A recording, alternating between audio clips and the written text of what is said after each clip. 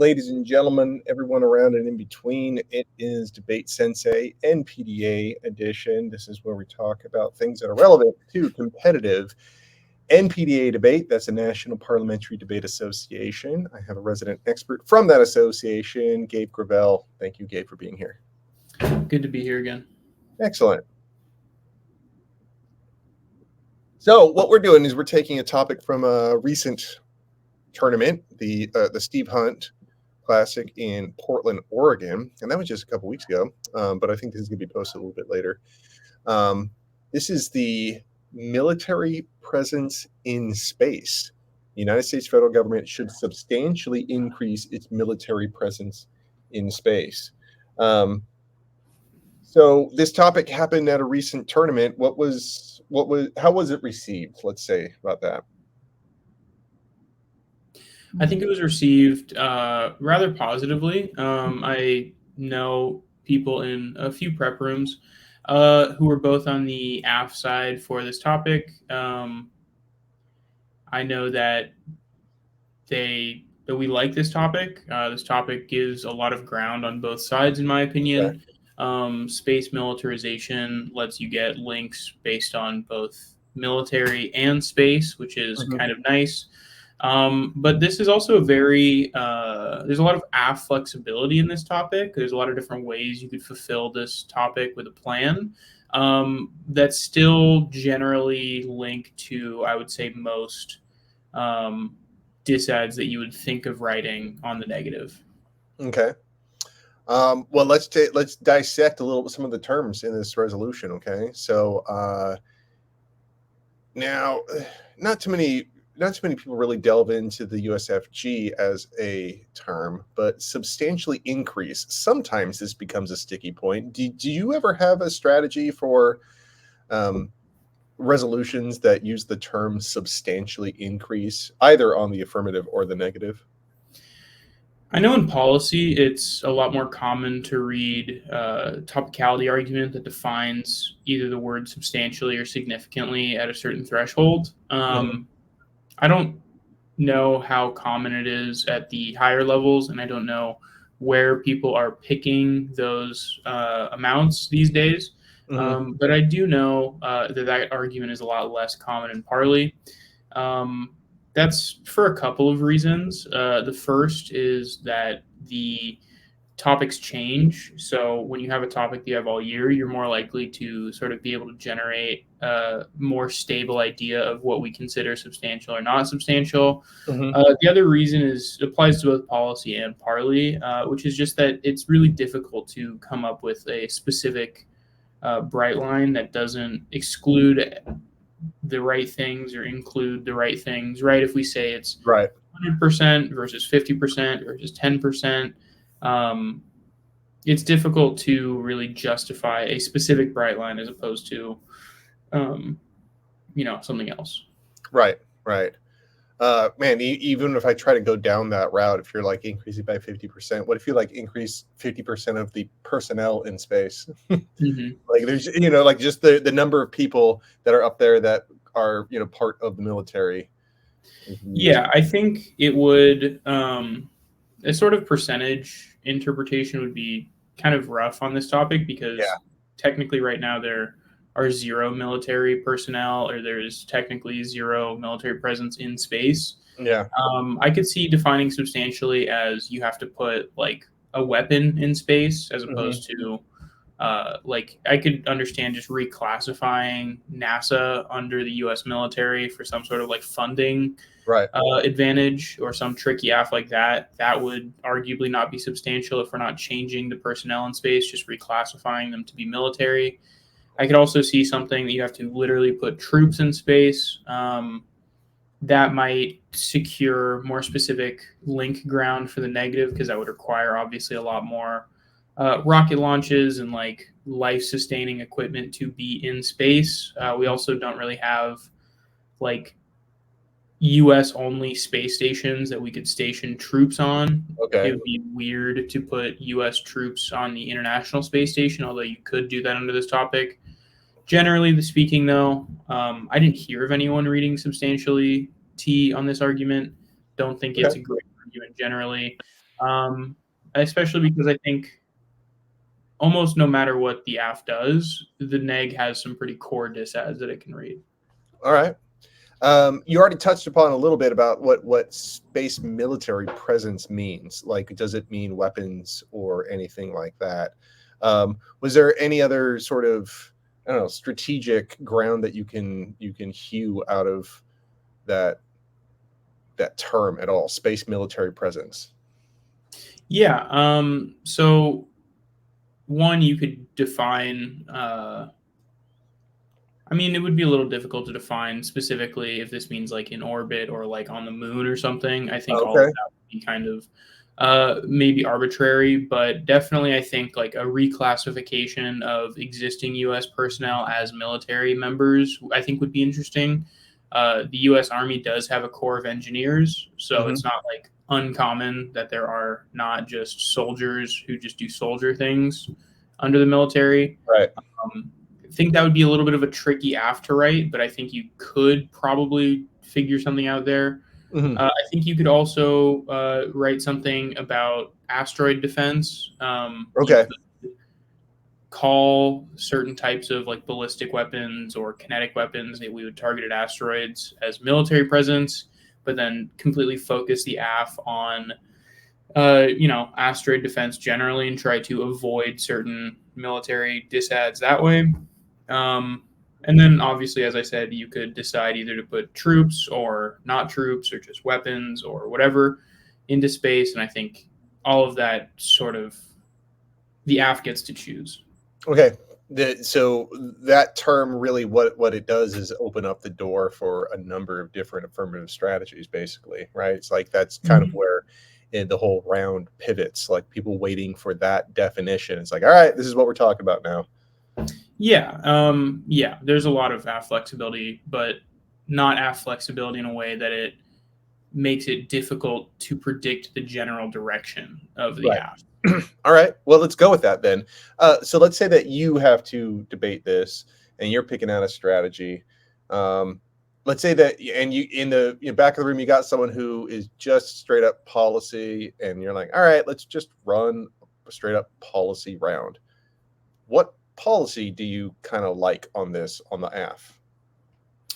I saw this topic, and I wasn't prepping anyone at the time. I was at Mhm. another tournament, but I immediately texted both the people in prep rooms that I knew were prepping that this is a rods from God topic. Rods Um, from God. Okay. yeah, that is a Reagan era, not a policy, but it was a idea drafted under the Star Wars plan, which was Okay. a plan under the Reagan administration to create uh, weapons in space to militarize space. They came up with a design for a kinetic bombardment weapon that was essentially like telephone pole sized pieces of tungsten that Hmm. would be guided into from Earth's orbit into the atmosphere at specific trajectories to be able to strike targets on the ground. Okay. Um, it's pretty intense. It's pretty futuristic, sci-fi. But I think it's like a great hedge argument because you get to like talk about a crazy sci-fi potential weapon, Hmm. but you still get like specific AF ground. The Yeah. other Yeah. benefit of rods from God generally is that while it does technically, well, any sort of topical AF will violate the outer space treaty or will Yeah. perceptually seem to violate the outer space treaty, there is a little like legal sort of leeway loophole within the conventions on militarizing space. Currently, the only weapons that are like designated as not supposed to go in space are chemical, biological, radiological, and nuclear weapons. Uh, Oh. so technically, a kinetic weapon system is not one of Oh, those okay, things. okay. I was wondering about like, so why tungsten?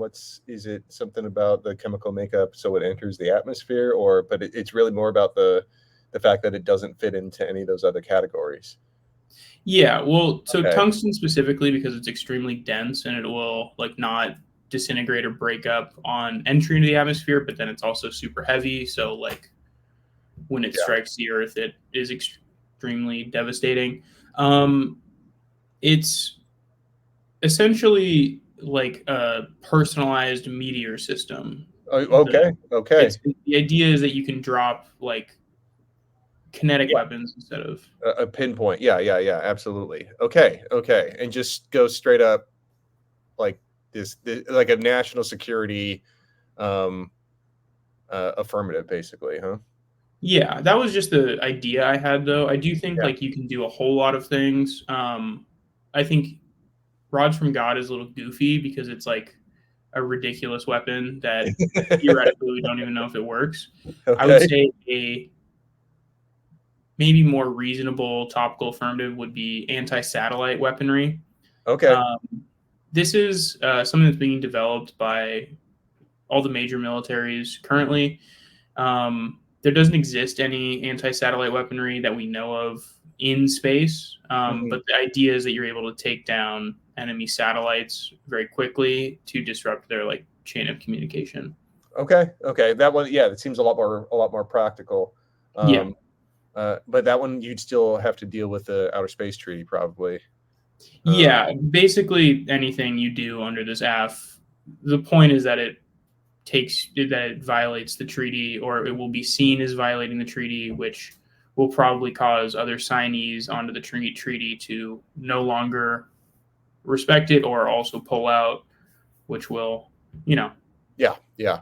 All right. We cause. got rods from God, anti-satellite. Talk about anti-asteroid stuff. Because that one seems to me that you could avoid, or at least, you could at least start the discussion in a way that avoids um, talking about, sort of like national security and hedge and things like that. It's just like, let's save the planet approach. Yeah, I think asteroid defense is a pretty smart, tricky AF because you can like ostensibly tell Russia and China, hey, we're not pointing these at you. This is just Hmm. about saving the world from some Armageddon scenario.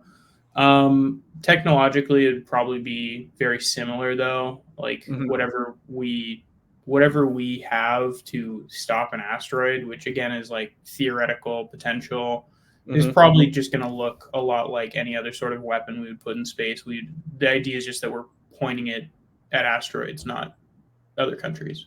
Right, right. Um, do you know, like, what always got me tripped up on that is like, how would they know? Is there a way that we could validate for them or with them? Like, have you heard of that? Is all I'm saying. That like, yeah, you can see that we're not pointing it at you. Here's verification of where they're pointed and stuff like that. Do you even know if those capabilities exist? Um, I mean, that would kind of be the argument on the negative, Right. obviously, but I think the argument on the affirmative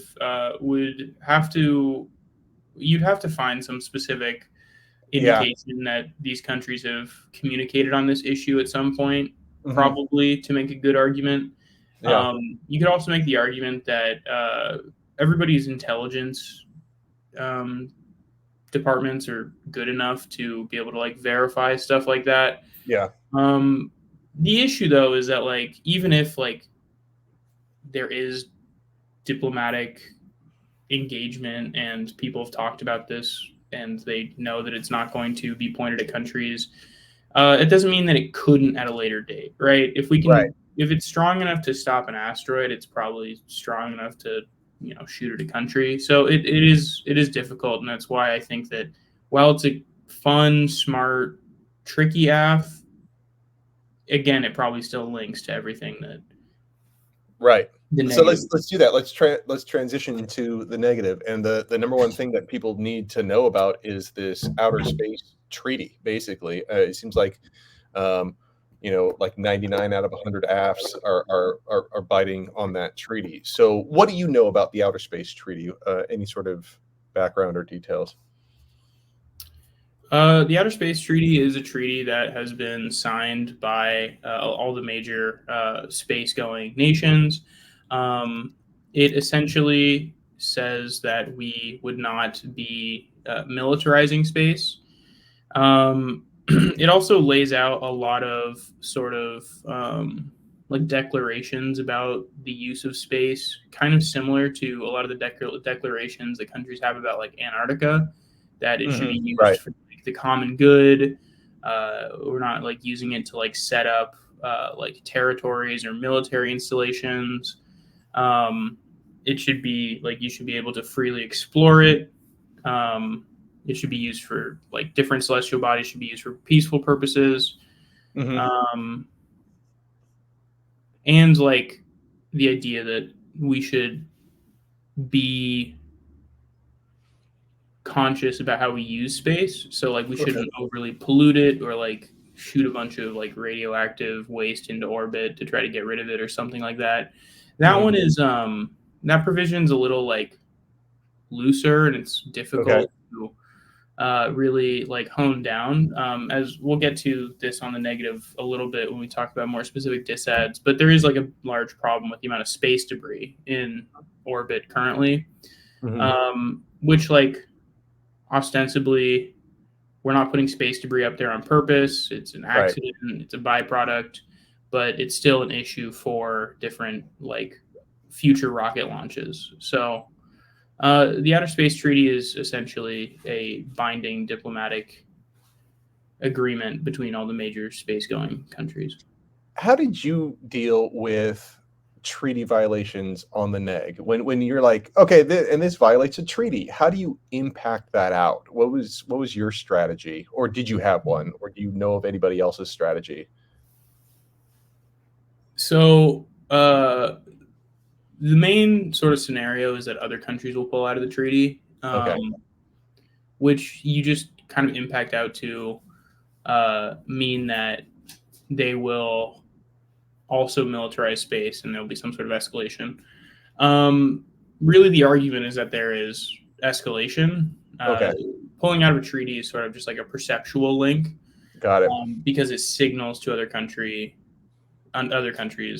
that they're pulling out. So it turns into like a space arms race disadvantage, basically. Just and so that like the Cold War of space, basically. Yeah. Well, there is. I forgot to mention on the AF. I don't think anyone read this argument, but I used to hear this argument a lot in high school. That space races were good. The warrant was kind of the space race between the Soviet Union and the United States when they first went to the moon. There's a lot of like very important technology that we developed during that time. So I did used to hear that argument, a while ago now, but it is also and also kind of like a fun turn to any sort of space race scenario, as long as you beat the war impact. All right. Okay, so we had the treaty. It's not a treaty disadvantage; it's like an escalation disadvantage. And as you were saying, is that the treaty itself could be used as part of like a link scenario. And so the other one that you were alluding to before, especially with the asteroid AF, we always referred to as dual use. And so it was our dual use disadvantage. And so that even if you say that you're pointing the weapons outward, that the fact that they could have a dual use, at least as the perception, that could lead to escalation, but it also could just lead to accidental launches and triggering those type of things. What was did you guys use those terms still, dual use, or is it something different? We never use the term dual use. The way, at least I would organize this, is I would pick a country. I might pick both Russia and China, but for each disad, I'd pick one probably. Right. And then I would just explain how this action specifically angers this country, gets them to think that they must militarize space as well, and then drop the implications of them militarizing space. Actually, now that I think about it, I don't know that I would split that up into two disadvantages because it's a similar link story, but it would be a backlash disad with scenarios from Chinese and Russian backlash. And we might use the term dual use on like the link specifically, right? The fact that these weapons could be used in multiple ways is what causes this backlash. But we didn't use that term really. Okay. All right. Any other negative strategies that just jump to mind on this topic, especially if you don't know what the team is running against you? Oh yeah. So another potential substantially definition would be that the affirmative must result in some sort of rocket launch. Mm, And I think this would make sense if I heard it, because I think that on space topics, the reason space topics are good for the negative is that if the AF launches more rockets, there are multiple disads that basically always link. mm, These are There's two that come to mind, and these disads both are, I would say, high impact, low probability. mm, But that's just the name of the game sometimes. The first one I spoke about briefly with the space debris. There's a phenomenon that is known as like Kessler syndrome. It's mm, the idea that space debris, when it's in orbit and breaks off and collides into other pieces of space debris, will cause like a cascade effect of more space debris mm. accelerating around the planet at insanely high speeds because it's space, causing like basically a kind of like a sandstorm of debris in Oh, orbit. wow. Okay. This is a impending problem that people have talked about. Um, and the idea is that the AF causes more rocket launches, which pushes us over the brink of space debris, which causes this runaway effect that is bad. Wow. The issue strategically with this disad is that it is linear in nature, right? There Mhm. is a high amount of space debris. You add a little bit more, that pushes us over the brink.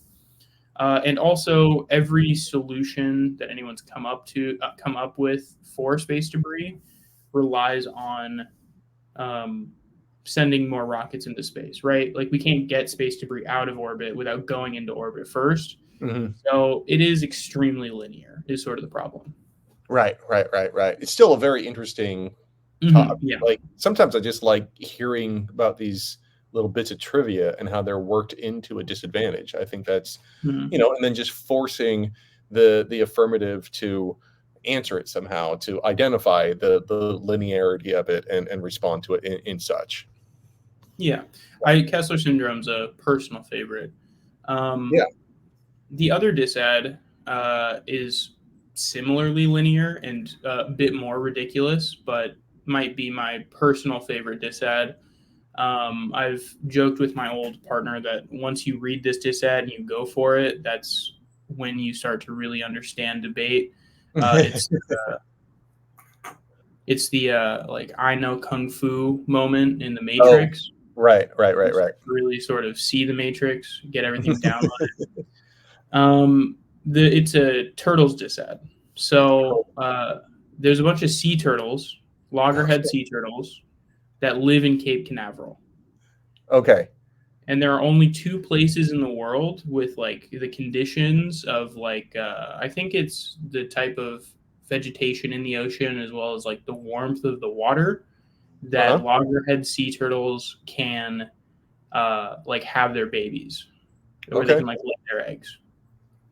So the argument is that you launch more rockets from Cape Canaveral.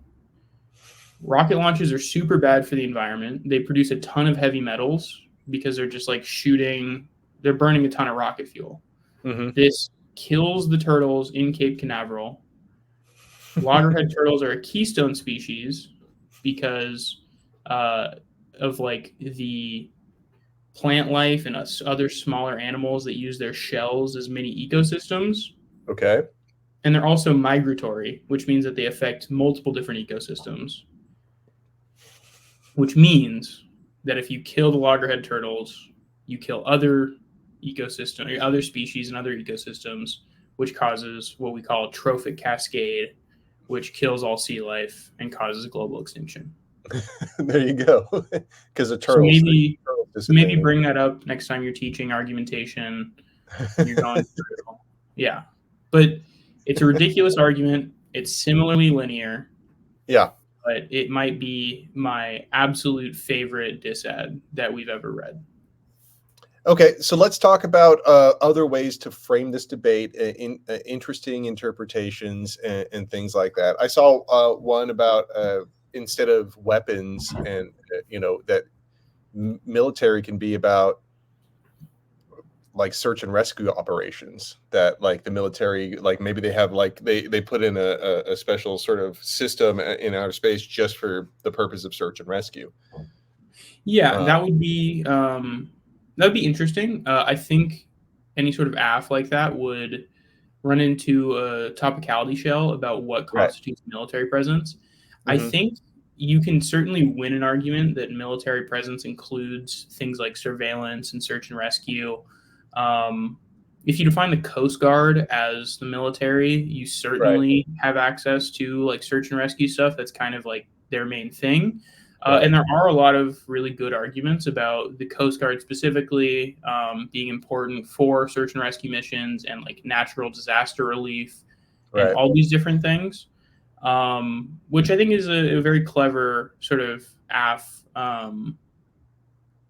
a very clever AF framing. I Yeah. think the main issue that you're going to run into is whether or not this is like an inherent issue. We Right. already do have surveillance in space. We have like really powerful cameras. We've mapped, the entirety of the globe. Um, it would be interesting what sort of like substantial action the AF would take that would greatly improve our like satellite Hmm. reconnaissance. Right. And then similarly, uh, the neg would still be able to get access to like any sort of launch disad or Right. Still. potential backlash because surveillance is at least perceived as unpopular in military by other countries. Absolutely. All right. So if a little bit of time left, but if you were going to, if you're going to go for a critical position on the AF and a critical position on the neg, which ones sort of like jump out at you from this topic? I think any sort of either security criticism Hmm. obviously comes to mind. The security K is not super popular anymore, which I don't know why. People just don't read it as much as they did when I first started. Hmm. But really, anything that like relies on U.S. hegemony to solve things is going to trigger that sort of criticism. I think there are arguments about space colonization Hmm. that reflect perspectives of, or that like would link to criticisms about settler colonialism or colonialism and imperialism broadly. I think the link there is a little bit more distant from the actual action of the AF. I think if you can establish that the AF is militarizing space for like future sort of get off the rock style Yeah. solvency, then sure. But just militarizing space really just more seems like an expansion of like U.S. power on Earth. Yeah. It does. Yeah. But any sort of framing of space does typically link to either like eco-managerialism Hmm. type criticisms or like anthropocentric type criticisms because it is specifically like elevating both like figuratively and literally humanity away from our natural ecosystem. We're the only animals that can get to space, therefore we are like the top dog, which you could definitely generate links there. I think generically, though, you could probably read almost any criticism on this topic. Yeah. Yeah. The settler colonialism one, I'm wondering, it just does the scene of space complicate that at all? Because we haven't found any life elsewhere. You know what I mean? It's like that seems to be a big, important part about settler colonialism is how you are affecting the people that are there, the life that is there. If there isn't Yeah, life, does it complicate that? yeah, I totally agree. I had a round not on this topic, but on establishing a space force, and Team Red settler colonialism at us. And I remember after the round, the judge telling me that I should read those exact arguments. Right, there Yeah. is a specific sort of characteristic to colonizing the New World that is bad and violent, and it's the fact that there are people there, but we treat it as if there weren't people there. Yeah. If there literally aren't people there in space, how is that necessarily the same thing? And I think that that is kind of like a theoretical debate that you have to grapple with if you go for that criticism. I think there are ways around it. I think you can talk more about like perception or like projecting the empire into the future as like inevitable and natural as like your links. But I do think that is a great point and definitely good link defense.